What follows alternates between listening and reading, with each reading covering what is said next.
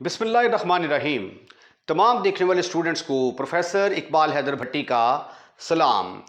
My dear student, हम intermediate part 2 का chapter number 3 का आगाज़ कर चुके हैं। पिछले लेक्चर में मैंने आपको इंटीग्रेशन का कंसेप्ट दिया कि इंटीग्रेशन का मतलब क्या है, उसकी नोटेशन क्या है, उसके ज्योमेट्रिक मीनिंग क्या हैं, क्यों हम जो है वो इंटीग्रेशन को कहते हैं कि ये किसी कर्व के नीचे जो एरिया होता है उस एरिया को निकाल लें तो वो इंटीग्रेशन के बराबर होता है। ये सारी चीज़ें हमने पिछले लेक्चर के अंदर डिस्कस कर ली हैं। वो पिछले लेक्चर के अंदर मैंने वो एरिया अंडर द ग्राफ कहने की बजाय एक आध जगह पे मैंने वेलोसिटी टाइम ग्राफ का लफ्ज़ यूज़ कर लिया है, तो सॉरी फॉर दैट। वो एरिया अंडर द एरिया जो कर्व का ग्राफ है उसके नीचे जो एरिया है उसकी बात है, नॉट वेलोसिटी टाइम ग्राफ की बात है। अच्छा, अब जो है ये इंटीग्रेशन का जो मैंने आपको जो हमने डिफ़ाइन किया वो उसको हमने ये भी कहा था कि इसको एंटी डेरिवेटिव भी कहते हैं। It is also called as anti derivative. Anti derivative का ये उल्ट होता है, ठीक है। तो एक थोड़ा सा फिर मैं ज़रा इंटीग्रेशन को डिफ़ाइन कर दूं कि इंटीग्रेशन के जब आप मीनिंग्स देखते हैं डिक्शनरी के अंदर तो इसका मतलब होता है यूनाइट करना। यूनाइट यही स्पेलिंग होते हैं आई थिंक। यूनाइट इकट्ठा करना, जम कर देना, इत्तेहाद कायम करना, ठीक है। ये इन मीनिंग्स में आता है, जिसको हम सम अप भी कहते हैं। सम अप इकट्ठा कर देना। और चूंकि सम जो है वो एस से शुरू होता है तो इसलिए हमने फैसला किया था कि इंटीग्रेशन के लिए हम ये वाली नोटेशन इस्तेमाल करेंगे। फिर मैंने आपको ये भी बताया था कि असल में इंटीग्रेशन क्या होती है। अगर आपके पास ये कोई कर्व है और ये कर्व के नीचे, इसके ग्राफ के नीचे ये जो एरिया है, ये एरिया जब आप फाइंड आउट कर लेते हैं तो ये एरिया एक्चुअली किसके बराबर होता है? इंटीग्रेशन ऑफ दी फंक्शन के बराबर होता है। उसके लिए फिर मैंने पता क्या किया था, इसको मैंने छोटी छोटी रेक्टेंगल्स में कन्वर्ट किया। ये रेक्टेंगल, इसकी लेंथ को मैंने रखा dx, विड्थ जो लंबाई को मैंने रखा y और चौड़ाई को रखा मैंने dx। तो इसका फार्मूला मैंने बनाया, इस रेक्टेंगल का एरिया बराबर निकलाया था y इंटू डी एक्स, और y किसके बराबर होता है? f of x into D x. तो एक रेक्टेंगल का एरिया मैंने कहा था इसके बराबर होता है। और फिर जब आप इसका सम निकालेंगे, इसका एरिया निकालेंगे, इसका एरिया निकालेंगे, इसका एरिया निकालेंगे, इस सब को सम करेंगे तो वो सम के लिए हमने फिर ये वाली नोटेशन की, सम ऑफ किसका? एरिया ऑफ द रेक्टेंगल का। तो this process is called as integration. तो आज जो है ये हम इंटीग्रेशन के कुछ जो हैं इंतहाई यूजुअल, जो आमतौर पे मशहूर मरूफ फार्मूले हैं, स्टैंडर्ड फार्मूलाज जो हैं, उनको हम डिस्कस करेंगे, जिनका डायरेक्ट प्रूफ नहीं है। लेकिन आप उनको प्रूफ कैसे करेंगे? जो प्रूफ होगा, क्योंकि integration and differentiation are inverse of each other. तो अगर मैं कोई किसी फंक्शन का इंटेग्रल लिखता हूं तो आप जो इंटेग्रल जो उसका जवाब आएगा आप उसको डिफरेंशिएट करके देखेंगे तो आपका प्रीवियस फंक्शन जो है वो आ जाएगा। तो इनका प्रूफ आप कैसे कर सकते हैं कि जो आपका आंसर होगा उस आंसर को आप डिफरेंशिएट करके तो आंसर ला सकते हैं। तो पहला फार्मूला है फार्मूला नंबर 1,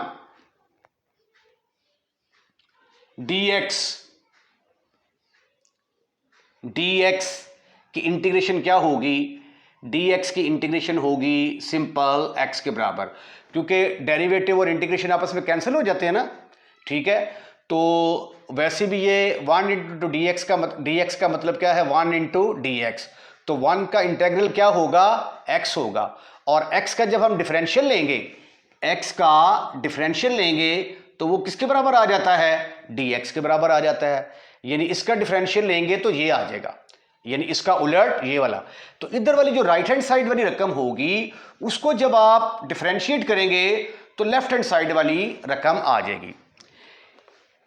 एक और फार्मूला देखें, अगर dx की बजाय लिखा हो c इंटू डी एक्स, तो इसका फार्मूला क्या होगा? c तो कांस्टेंट है, एज इट इज आ जाएगा। ए ले लें क्योंकि सी हमने कांस्टेंट ऑफ इंटीग्रेशन के तौर पर भी इस्तेमाल करना है, तो ये आ जाएगा ए इंटू डी एक्स का डेरिवेटिव क्या आ गया एक्स। अब जब हम फंक्शन को डिफरेंशिएट करते हैं तो इसके साथ कांस्टेंट ऑफ इंटीग्रेशन भी लगाते हैं, लेकिन फार्मूलों में मैं plus C plus C plus C नहीं लिखूंगा, इससे आप कंफ्यूज हो जाएंगे। लेकिन इसका मैं बाकायदा तौर पे जवाब दूंगा कि कांस्टेंट ऑफ इंटीग्रेशन की ज़रूरत हमें क्यों पेश आती है। तीसरा फार्मूला पावर रूल का है, ये देखिए प्यारे बच्चों, एक्स की पावर एन डी एक्स किसके बराबर होगा? बराबर होगा एक्स की power n plus one over n plus one. Plus C भी आएगा, लेकिन वो अगर मैं सी लिखूंगा ना साथ प्लस सी, तो आपको फार्मूला याद करने में प्रॉब्लम होगी। लेकिन जब भी आपने फंक्शन को इंटीग्रेट करना है तो साथ सी जरूर लगाना है। ये मेरा आपसे वादा है कि अभी थोड़ी देर बाद मैं इसका डिस्कस भी करूंगा कि कांस्टेंट ऑफ इंटीग्रेशन लगाना क्यों जरूरी होता है। अब ये देखिए, इसका जो है ना, मैंने इंटीग्रल इसके बराबर लिख लिया। अब इसका अगर आप प्रूफ करना चाहते हैं तो प्रूफ किसके बराबर होगा?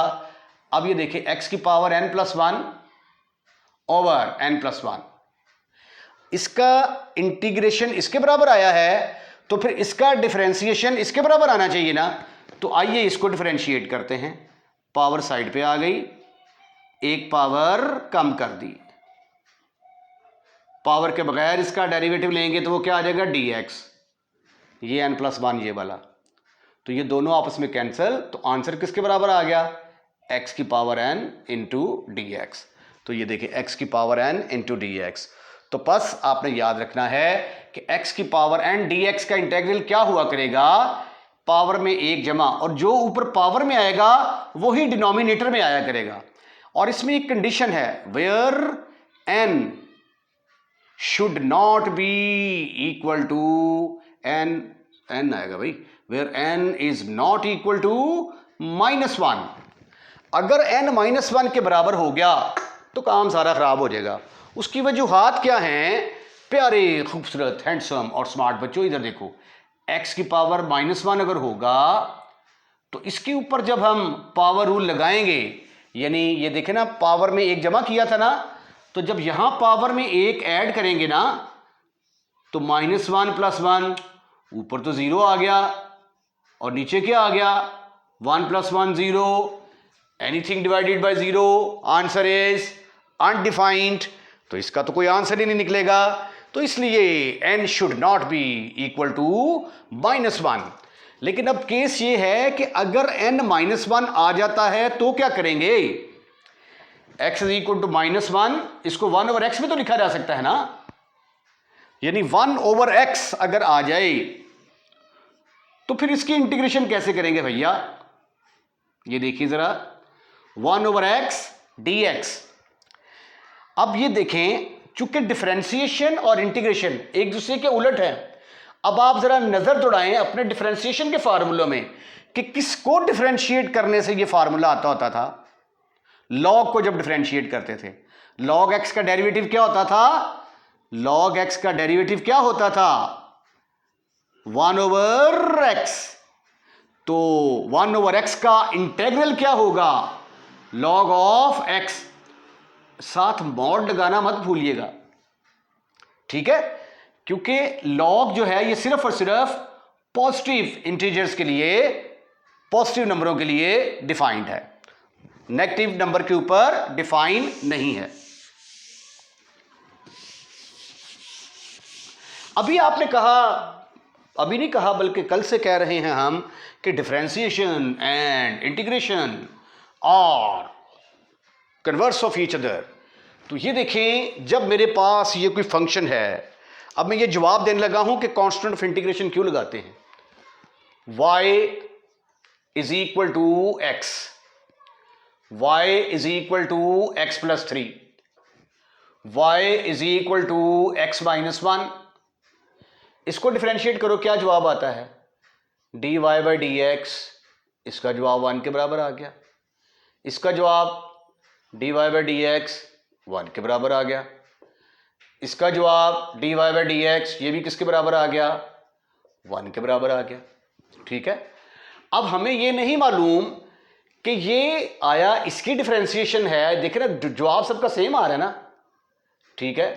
तो अगर हम फॉर द टाइम बीइंग ये भूल जाएं कि ये रकम हमारे पास लिखी हुई है ऊपर वाली y is equal to X, इनके ऊपर हाथ रख दें, तो हमें कैसे पता चलेगा कि ये किसका डेरिवेटिव है, ठीक है। We have a confusion about that. अब ये देखिए जरा, अब चूंकि डिफरेंशिएशन और इंटीग्रेशन एक दूसरे के उलट हैं, तो इसको मैं दोबारा इसमें से डेरिवेटिव खत्म करता हूं, dy एक तरफ dx एक तरफ, इंटीग्रेट किया तो जवाब क्या आ गया, dy is equal to dx, y is equal to x के बराबर आ गया। इधर भी क्या आएगा, dy बाई dx, dy एक तरफ dx एक तरफ, इसको भी इंटीग्रेट किया जवाब y is equal to x आ गया, इसको भी इंटीग्रेट किया तो जवाब y is equal to x आ गया। लेकिन ये तो हमने जब इसको डिफरेंशिएट किया था तो ये आया था, तो इसका मतलब है इसको इंटीग्रेट करने से ये आना चाहिए था ना, तो इसको इंटीग्रेट करने से ये आना चाहिए था। तो फिर ये जो कंफ्यूजन क्रिएट हो गई है, इस कंफ्यूजन को क्रिएट करने के लिए हम क्या करते हैं, कांस्टेंट ऑफ इंटीग्रेशन ऐड करते हैं, प्लस सी। यहां पे भी प्लस सी आ जाएगा, यहां पे भी प्लस सी, यहां पे भी प्लस सी। अब इस केस में कुछ गिवन कंडीशंस होती हैं क्वेश्चंस के अंदर, उसके तहत जो है ये c की वैल्यू 3 के बराबर आ जाएगी, इसके अंदर c की वैल्यू जो है ये -1 के बराबर, और इसके अंदर c 0 के बराबर आ जाएगा। तो बस साबित हुआ कि जब भी आप किसी फंक्शन को इंटीग्रेट करेंगे तो इंटीग्रेट करने के बाद कांस्टेंट ऑफ इंटीग्रेशन जरूर लगाएंगे। यहां पे देखें, यहां पे इसको इंटीग्रेट किया x प्लस सी आएगा, ये ax प्लस सी आएगा, ठीक है। लेकिन मैं उसलिए ले लिखा ताकि ना आपको फॉर्मूले याद करने में कोई प्रॉब्लम ना हो, लेकिन क्वेश्चंस के अंदर हम ये गलती नहीं करेंगे, ये ब्लंडर वहां पे नहीं मारेंगे। जब आप पेपर के अंदर क्वेश्चन करते हैं ना, तो जब आप इंटीग्रेट करने के बाद कांस्टेंट ऑफ इंटीग्रेशन नहीं लगाते तो आपका एक नंबर खत्म, फिनिश, खल्लास। उसकी वजह क्या है कि अभी आपने देखा कि कांस्टेंट ऑफ इंटीग्रेशन की कितनी अहमियत होती है। तो जब भी आपने फंक्शन को इंटीग्रेट करना है तो उसके साथ कांस्टेंट ऑफ इंटीग्रेशन जरूर लगाना है आपने। आइए अब इस फार्मूलास को आगे एक्सटेंड करते हैं। ये तो यूं था जैसे x की पावर के ऊपर मैंने हाथ रखा, पावर के ऊपर, तो x का डेरिवेटिव साथ दिया हुआ है ना। तो अगर कंडीशन इस तरह की आ जाए, भाई ये कोई फंक्शन है, उसकी पावर n है, अब पावर के ऊपर हाथ रखें तो क्या आया, खाली f ऑफ x। पावर के बगैर अगर इसका डेरिवेटिव साथ होगा, तो अगर पावर के बगैर इसका डेरिवेटिव साथ होगा तो पावर रूल यूज करेंगे, इसकी पावर में 1 ऐड कर देंगे और डिनोमिनेटर में भी जो पावर होगी वो नीचे आ जाएगी। इसमें भी कंडीशन वही है, where n is not equal to -1। जब n -1 होगा तो इस फार्मूले को हम कतई तौर पे यूज नहीं कर सकते। राइट, इसको पावर रूल भी कहते हैं ना। This is also called as power rule of integration.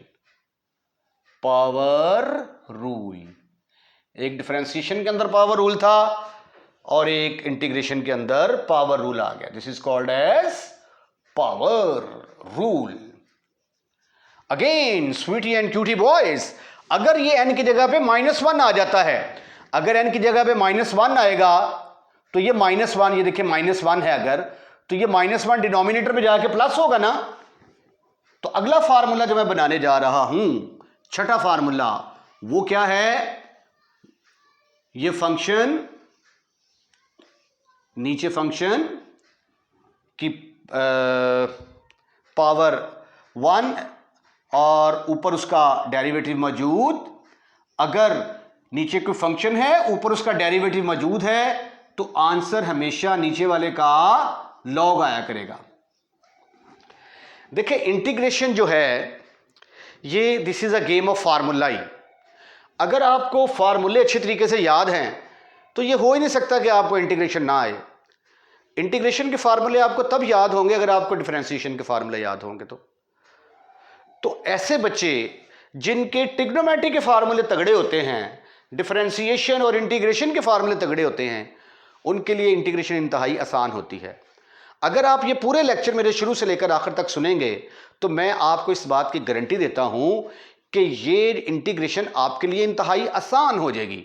ऐसी ऐसी टेक्निक्स बताऊंगा कि जहां से मर्जी क्वेश्चन आ जाए, इंशाल्लाह ताला वो क्वेश्चन आप खुद अटेम्प्ट करेंगे।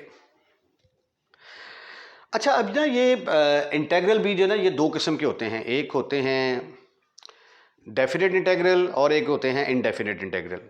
ठीक है, अब ये देखें, जिस तरह कि मैंने अभी एक मिसाल दी थी कि अगर मेरे पास y is equal to X है, y is equal to X plus 3 है, y is equal to X minus 1 है, तो इसको डिफरेंशिएट किया था, आंसर आया dy by D X is equal to 1। इसका भी आंसर किसके बराबर आया? dy by D X is equal to 1। इसका भी आंसर किसके बराबर आया? dy by D X is equal to 1। उसके बाद फिर जब अपन ने इसको इंटीग्रेट किया तो जवाब आया y is equal to X, y is equal to X, y is equal to X. तो we are not definite about, we are, इसके मतलब हम डेफिनेट नहीं हैं कि ये एक्चुअली किसका इंटेग्रल है। आया जब हम ये इस फंक्शन का इंटेग्रल है, जब हमने इसको इंटीग्रेट किया, ठीक है, तो इसका इंटेग्रल है या इसका इंटेग्रल है या इसका इंटेग्रल है, we are not sure about that. और चूंकि ये we are not definite about that, तो इसलिए जो है ये हम यहाँ पे कांस्टेंट ऑफ इंटीग्रेशन लगाते हैं। तो जब डेफिनेट इंटीग्रल की मैं एक्सरसाइज करवाऊंगा तो वहाँ पे लिमिट्स दी होती हैं हमें, तो वहाँ पे हमारा जो इंटीग्रल जो जवाब आया करेगा वो डेफिनेट हुआ करेगा। फार्मूला नंबर 7 है e की पावर x का इंटीग्रल क्या होगा। अब आपको याद होगा कि e की पावर x को जब हमने डिफरेंशिएट किया था तो जवाब e की पावर x ही आया था। तो e की पावर x एक वाहिद फंक्शन है जिसकी डिफरेंशिएशन भी वही फंक्शन और इंटीग्रेशन भी वही फंक्शन। तो ये आ जाएगा, इसका आ जाएगा e की पावर x।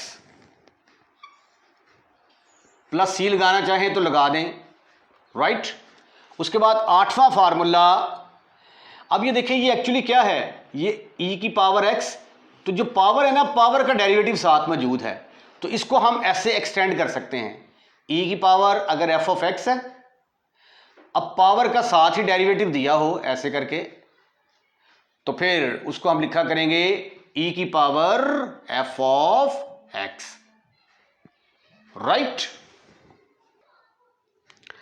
अब 9वां फार्मूला जो है, बहुत कम फार्मूला, ये डिफरेंशिएशन में भी इस्तेमाल हुआ, यहाँ भी कम इस्तेमाल होगा। a की पावर x अगर हो तो इसका इंटीग्रल किसके बराबर होगा? a की power x over log of a। Understood है कि यहाँ पे प्लस कांस्टेंट ऑफ इंटीग्रेशन आएगा।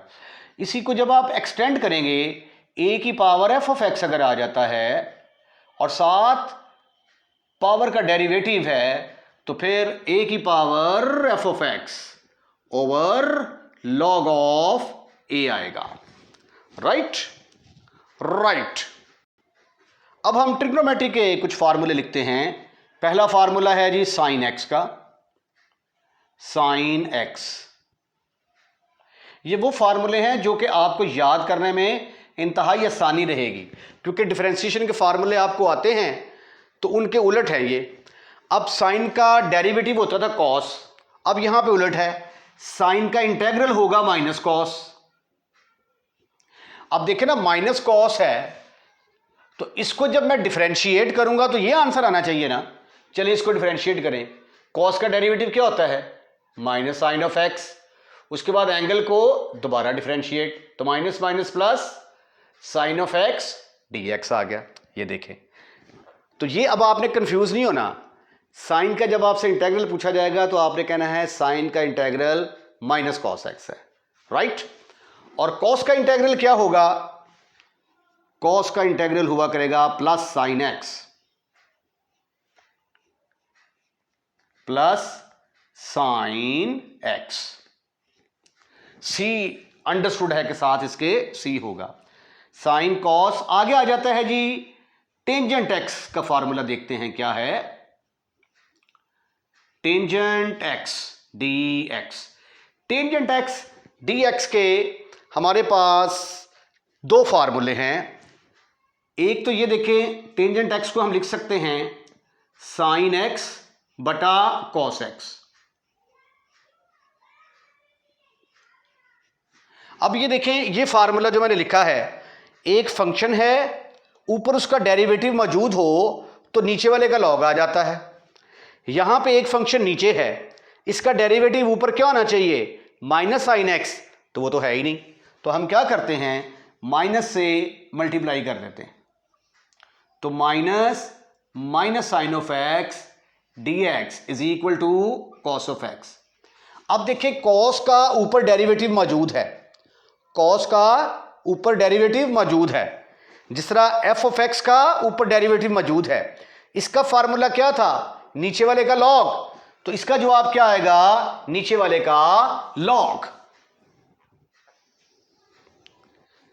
तो that is equal to, tangent X का फार्मूला क्या आ गया, tangent X D X is equal to minus log of cos of x.